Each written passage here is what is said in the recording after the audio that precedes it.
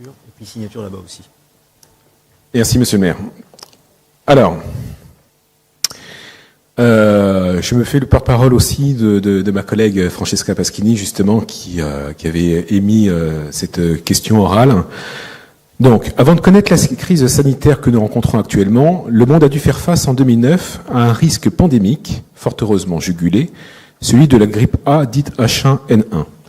À cette occasion, des stocks de masques FFP2 ont été distribués par l'État aux communes à titre préventif. La mairie d'Asnières avait-elle aussi reçu un stock important, entreposé à l'époque dans les locaux du service santé anciennement situé avenue Lamartine.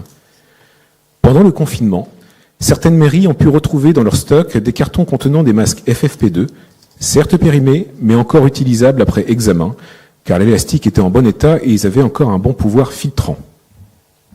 Et le fait est que ces masques auraient été fort utiles quand on travaille en première ligne avec un simple masque chirurgical et quand c'est le seul dont on dispose pour toute la journée. La ville d'Asnières disposait-elle toujours de ce stock de masques FFP2 en mars dernier ? Dans le magazine Asnières Info du mois de juin, M. Eschliman vous indiquait, je vous cite, qu'avant même le confinement, le 3 mars dernier, vous avez organisé de façon préventive une réunion à la mairie dont l'objectif était de mobiliser tous vos directeurs de service et mettre en place un réseau de veille et d'action en vue de la crise sanitaire qui allait tous nous toucher. Au moment même où cette réunion avait lieu, les médecins généralistes d'Asnières accueillaient des malades dans leur cabinet, comme à l'accoutumée, sauf que beaucoup de ces patients étaient contaminés donc par le Covid-19. Malgré cela, les médecins ont continué leur travail et nombre d'entre eux ont malheureusement contracté la maladie. Donc, Madame Paschini a consulté le docteur Elfassi Brubars, avec lequel elle a longuement échangé. Il travaillait avec un seul masque chirurgical, un seul pour toute la journée, et lui avait confié n'avoir rien d'autre pour se protéger, malgré ses requêtes et ses recherches, mais fidèle à lui-même et toujours aussi dévoué, il continuait à recevoir tous ses patients, sans exception, et celui-là lui a coûté la vie car il est décédé du Covid fin avril.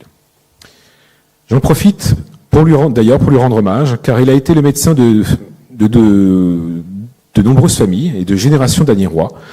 Le médecin de famille, de générations d'Asnierois, un homme droit, un médecin attentif, et la ville d'Asnières et ses habitants qui l'a soigné tout au long de sa vie lui doivent énormément. Il mérite que son souvenir soit honoré et qu'un lieu de cette ville porte son nom à l'avenir. Lors de cette réunion du 3 mars, avez-vous pris des mesures pour venir en aide au personnel médical de la ville ? Si oui, pouvez-vous nous indiquer lesquelles ? Et si une deuxième vague ou un cluster venait à se produire dans les semaines ou les mois à venir à l'échelle locale ou nationale, est-ce que la ville aura un stock suffisant de masques FFP2 pour venir en aide au personnel soignant asniérois ? Je vous remercie.